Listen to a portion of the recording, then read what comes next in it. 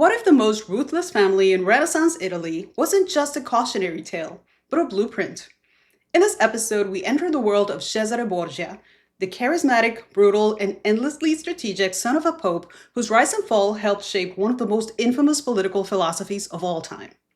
And we meet Niccolò Machiavelli, not yet the legend, not yet the cynic, just a man watching power up close and taking notes. This isn't just a story about politics. It's about illusion, control, and the dangerous brilliance behind the birth of modern power.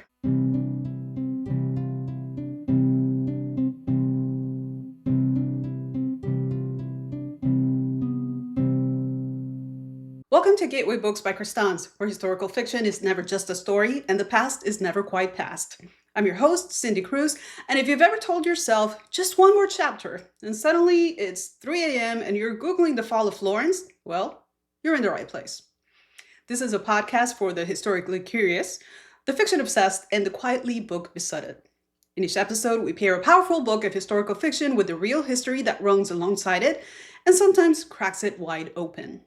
Today's episode is sponsored by Crestance, where readers can find gear, home decor, and accessories inspired by the books that keep us up at night.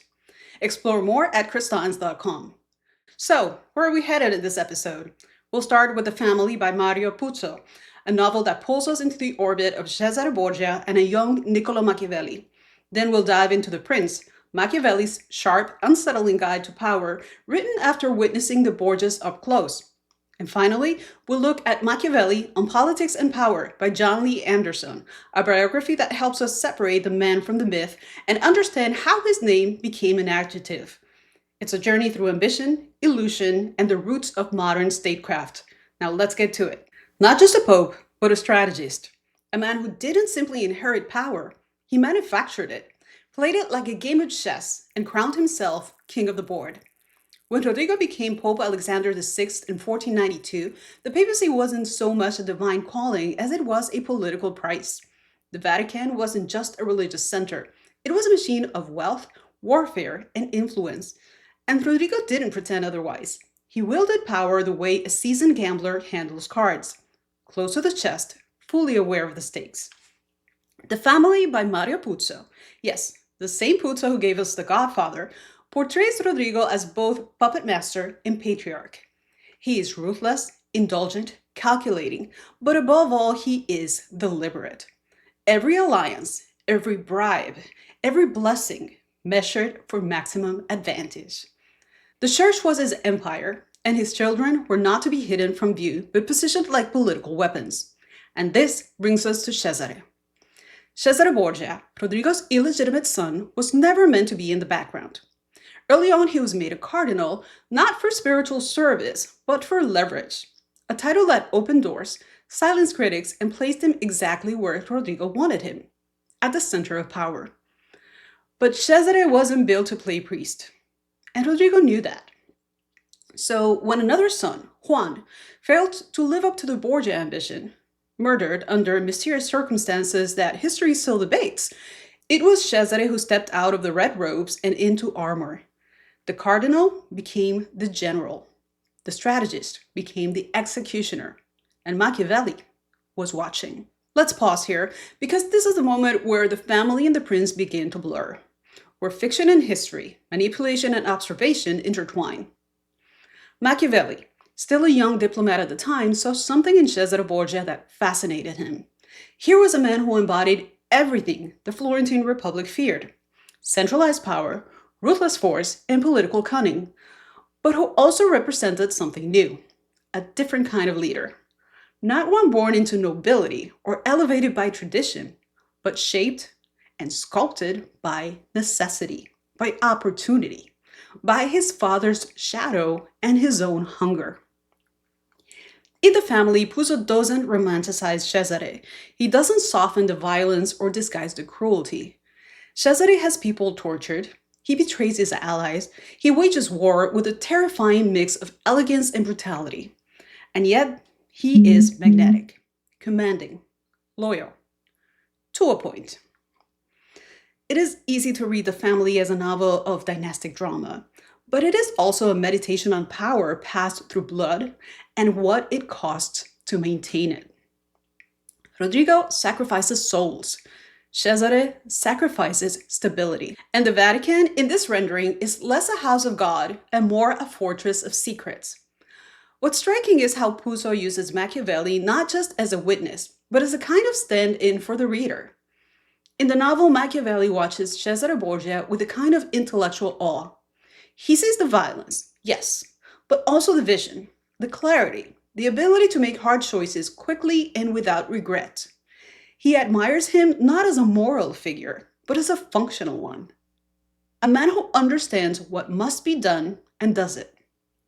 This is key, because when Machiavelli eventually writes The Prince, it's not as a how-to manual for tyrants, though it's often interpreted that way, but it's a brutally honest exploration of what it takes to hold on to power in a world as fractured and dangerous as Renaissance Italy. And Cesare Borgia, according to Machiavelli himself, was the model. Not the hero, not the villain, the example. Puzo's portrait of Cesare in the family leans into this complexity. Cesare is brilliant and horrifying, captivating and cold. He understands human weakness because he's grown up surrounded by it. He knows loyalty is fleeting, that alliances rot, that fear lasts longer than love. But he's also human, and this, I think, is what makes the novel so absorbing. It doesn't turn Cesare into a caricature of evil. It doesn't make Machiavelli a villain either. Instead, it shows how power works on people, warps them, tests them, shapes them, and sometimes reveals them. Take the relationship between Rodrigo and Cesare. It's not just father and son. It's mentor and weapon, patron and successor. Rodrigo's ambitions don't end with his own reign. He sees Cesare as the one who will carry the Borgia name beyond the church into secular rule, into legacy. And Cesare wants that too, but he wants it in his own terms. So when Rodrigo dies, Cesare is left exposed. No longer protected by the papal throne, he becomes vulnerable to the very enemies he once outmaneuvered. It's one of the great ironies of this history. So much strategy, so much brutality, and in the end, it all hinges on one death. A single absence that unravels the machine. There's a scene in The Family where Machiavelli and Cesare finally speak with honesty. No masks, no titles, no performance. Just two men who understand the game. One playing it, the other recording it. It is a brief moment, but it is powerful. Because it reminds us that Machiavelli wasn't writing from theory. He was writing from experience, from observation, from being in the room. He saw how easily a state could collapse, how quickly people could turn, how fragile order was in a world of ambition and betrayal. And Cesare Borgia, with all his charm and cruelty, was the perfect case study. When we talk about Machiavelli today, we often forget the context. His name has become shorthand for manipulation, for cold calculation. Machiavellian is an insult now, but at the time his ideas were not born from malice, but from survival. Florence was vulnerable. Italy was fractured.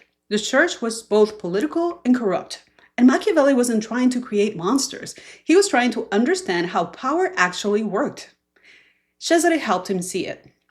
In that sense, The Family gives us something rare, a humanized look at figures behind one of history's most enduring and misunderstood political treatises. It brings texture to mythology, breathes life into names we've reduced to footnotes or villain tropes, and it lets us ask, as readers and thinkers, what if power, at its core, isn't good or bad? What if it's just a tool, shaped by the hands that hold it? The Family doesn't answer that question, but it dares to ask it. And by the time the novel closes, we're left not just with a story about the rise and fall of a dynasty, but with a deeper unease. The realization that so much of what we call modern politics was born in rooms where men like Rodrigo, Cesare, and Machiavelli once stood. And they weren't imagining a future like ours, but somehow they helped create it. It's one thing to witness power, another to distill it. The Family gives us the drama, the blood, the betrayals, but The Prince is the aftermath. After Rodrigo's death and Cesare's fall, Machiavelli sat down not to mourn a dynasty, but to understand what made it rise and why it didn't last. The result wasn't a eulogy, it was a guidebook. And whether we read it as satire, strategy, or survival manual, The Prince reshaped political thought for centuries to come. So what happens when the observer puts down his pen and starts to write his own rules? That's where The Prince begins. Written in 1513, just after Machiavelli was ousted from political life in Florence, The Prince is short, sharp, and surgical. It's not interested in ideals. It's not trying to comfort anyone. What Machiavelli gives us instead is a brutally practical guide to leadership, stripped of fantasy, dressed in the hard leather of reality. And in doing so, he changed political language forever. Let's be clear, Machiavelli didn't invent power politics. He just told the truth about it, out loud, in Latin, and with an unapologetic tone that made people deeply uncomfortable. He had watched Cesare Borgia up close, had seen how quickly loyalties shift, how appearances deceive, and how survival favors the ruthless. And when he sat down to write, Machiavelli wasn't offering advice for the good-hearted. He was writing for a world already steeped in betrayal. The Prince opens with a discussion of types of principalities and how they're acquired. Hereditary, newly conquered, through fortune or ability. But very quickly, it moves into more provocative territory. Machiavelli writes, "It's better to be feared than loved if you cannot be both." It's the line that gets quoted the most, but it's not the whole story. Machiavelli wasn't advocating for cruelty's sake. He was arguing that leaders must understand how people really behave, not how they wish people behaved. Love, he says, is fragile. It depends on the goodwill of others, but fear endures. Fear can be managed. That doesn't mean he was promoting tyranny. In fact, much of The Prince is about balance. Be feared, but not hated. Be flexible, but not weak. Keep your promises, but only if it's safe to do so. It's not moral, it's strategic. And this is where things get uncomfortable, because Machiavelli doesn't pretend that politics is about virtue. He doesn't dress it up in noble ideas. He strips it down to the mechanics. Who has power? How do they keep it? How do they lose it? He uses examples, some ancient, some recent.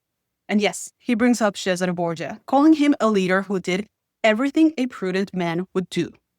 He praises Cesare's decisiveness, his ability to eliminate enemies quickly, and his understanding of appearances. When Cesare wanted to appear merciful, he didn't just make a speech. He staged a public execution of his cruelest enforcer, letting people think justice had been served. Was it manipulative? Absolutely. But in Machiavelli's eyes, it worked. And that was the point. One of the most important and misunderstood ideas in The Prince is virtù. In modern Italian, it looks like virtue. But in Machiavelli's usage, it doesn't mean goodness. It means skill, boldness, the force of character that bends fortune to one's will. A good leader, according to Machiavelli, isn't someone who waits for the right moment. It's someone who makes the right moment. Fortune, in his view, isn't a gift. It's a storm. Unpredictable, violent, and indifferent to virtue. You can't reason with it. You can only brace for impact, or learn how to ride the wave and steer it where you need to go. Machiavelli didn't believe in luck. He believed in preparation, in boldness, in leaders who don't wait for opportunity. They build a door, kick it open, and walk through before it closes. Here's where The Prince becomes more than a handbook. It becomes a mirror. Machiavelli didn't write this book in a vacuum. He was writing in exile, desperate to get back into political life, hoping the Medici family, who had just returned to power in Florence, would notice his brilliance and invite him back into the fold. The Prince was essentially a job application, and a risky one. Imagine pitching a book to your enemies explaining how they could rule more effectively and expecting them to thank you for it. That was Machiavelli. But the Medici didn't reward him. They ignored him. The book circulated quietly, read by politicians and scholars, but not officially published until after Machiavelli's death. And when it finally did go public, it scandalized nearly everyone. The Catholic Church banned it, moralists condemned it, political leaders feared it because it said the quiet part out loud. It admitted that politics isn't a purity test, that the best leaders are often the most pragmatic, and that survival sometimes requires betrayal. And yet, there's a strange clarity to The Prince. For all its cynicism, there's something refreshing about its honesty. Machiavelli never tells us to be cruel for no reason. He never says lying is good. What he says is that a leader has to be prepared to do unpleasant things when necessary, that morality is important, but survival is urgent, and that pretending otherwise doesn't make you good. It makes you vulnerable. That's a hard message, especially in a world that wants its heroes pure and its villains obvious. But Machiavelli didn't believe in these categories. He believed in outcomes, in results, in action. He writes, "A man who wishes to make a profession of goodness in everything is bound to come to ruin among so many who are not good." It's a brutal line, but it's also deeply practical. So, how do we read The Prince today? Some see it as satire, a coded warning about tyrants. Others see it as political realism at its rawest. Still, others dismiss it as outdated, a relic of a violent past. But the truth is, The Prince has never really left us. Its influence is everywhere, in campaign strategy, in foreign policy, in corporate maneuvering. The language may have changed, but the core questions remain. How do leaders gain power? How do they keep it? And what are they willing to sacrifice along the way? When paired with the family, The Prince feels like a natural next step, not a fictionalized account, but a dissection. We go from watching Cesare Borgia wield power to reading Machiavelli analyze it. It's a strange pairing, fiction and theory, blood and ink, but together they tell a story that's both timeless and deeply human. Because at the heart of The Prince isn't cruelty, it's anxiety, a fear of instability, a fear of weakness, and the burning desire to understand how to lead in a world where morality is often the first casualty of power. By the end of the book, Machiavelli doesn't offer easy answers. He doesn't promise justice. He simply offers a way to survive, with your state intact, your enemies neutralized, and your power secured. It's not idealistic, it's not comforting, but it is honest. And perhaps that is what has kept the prince alive for more than 500 years. Not its ruthlessness, but its refusal to lie about the cost of leadership. After reading The Prince, it's easy to picture Machiavelli as cold, calculating, and maybe even dangerous. A political schemer in ink-stained robes, scribbling blueprints for manipulation from some dark Florentine study. But that image, it's only part of the story. In Machiavelli, on politics and power, John Lee Anderson gives us the fuller picture. The man behind the myth, the thinker behind the reputation. And what emerges is not a monster, but a paradox. A patriot who loved his city, a writer shaped by exile, and a man whose most conventional work came from deep personal failure. Niccolò Machiavelli wasn't born into wealth or nobility. He was born in Florence in 1469 into a modest but educated family. He entered public service not through privilege, but through competence. By his early 30s, he was a key figure in the Florentine Republic, handling diplomacy, negotiating with princes, and even more precariously, trying to keep Florence out of the jaws of France, Spain, and the ever-ambitious Papal States. He met kings, he met generals, he met Cesare Borgia. But then everything unraveled. When the Medici family regained power in 1512, Machiavelli was arrested, tortured, and exiled. He lost his job, his city, and for a while, his voice in politics. That's when he wrote The Prince, not as a triumphant declaration, but as a last-ditch attempt to return to relevance. John Lee Anderson doesn't gloss over any of this. He shows us a Machiavelli who is both brilliant and bitter. Not a power-mad advisor, but a sidelined observer trying to make sense of why power works the way it does, and why, despite his loyalty and experience, he had lost it. Anderson's gift is that he restores context. He reminds us that Machiavelli didn't invent political ruthlessness. He survived it. He was writing in a time when alliances broke weekly, when papal armies razed cities, and when Florence could go from republic to monarchy and back again in a matter of seasons. The Prince was never meant to be timeless. It was meant to be timely. And yet, here we are, 500 years later, still debating it, still teaching it, still suspicious of it. What Anderson does so well is peel back the cynicism that has clung to Machiavelli's name. He shows us a man who was constantly negotiating with disappointment, personal, political, and philosophical. A man who loved the Republic, but couldn't deny what he saw in the courts of Italy.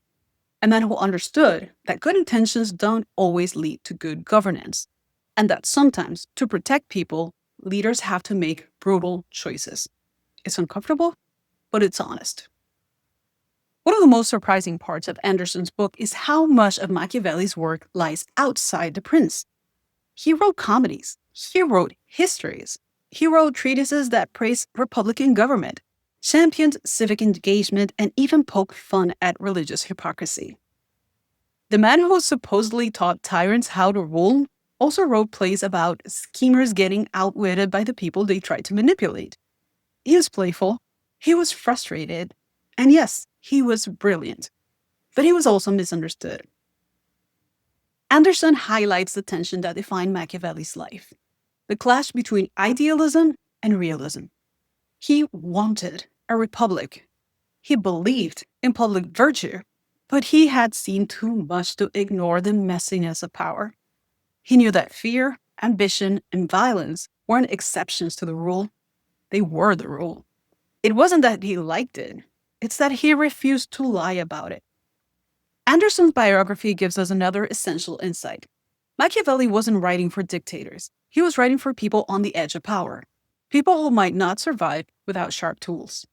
He wasn't encouraging cruelty. He was diagnosing the world as it was. Think of it this way. The Prince is a survival manual for a burning house. It's not how things should be. It's what to do when the walls are collapsing and the exits are blocked. It's easy to dismiss that kind of thinking as bleak, but Anderson argues that it's grounded in care. Care for the state, for stability, and for the people who live under both. Machiavelli had seen too many dreamers destroyed. He didn't want to be one of them. So he adapted, and in doing so, he created a philosophy not of power for power's sake, but of power as protection. There's a moment in Anderson's book that sticks with you. It's a letter Machiavelli wrote in exile, describing his evenings in the countryside. By day, he chopped wood and argued with farmers. But at night, he says, he changed into formal robes, entered his study, and held conversations with the ancients. It's this image that haunts the book. Not Machiavelli as a schemer, but as a man desperate to stay intellectually alive. Exiled, ignored, and frustrated, he still believed in the value of thinking deeply about the world, about politics, about human nature. And that may be his greatest legacy. What Anderson helps us see is that The Prince isn't the whole story. It's a slice of a much bigger, more conflicted mind. A mind who could write things like, "He who builds on people builds on mud," and "The crowd is fickle, cowardly, and greedy," but also, "The best fortress is to be found in the love of the people." It's this contradiction that makes Machiavelli enduring. He's not clean, he's not consistent, but he's sharp, curious, relentlessly observant. And in the end, that's what Machiavelli on Politics and Power gives us. A man trying to make sense of a world spinning around him. A man who didn't want power for himself, but who wanted to understand how it worked and how it might be wielded without illusion. So, what do we do with all this? With a family, we watch power play out in fiction, in the blood-stained corridors of the Vatican. With the Prince, we stepped into theory, uncomfortable, unsentimental, razor-edged. And with Anderson's biography, we come full circle, to the man himself. Not a monster, not a hero, just a writer trying to see clearly. Machiavelli isn't easy to like. He's harder to dismiss.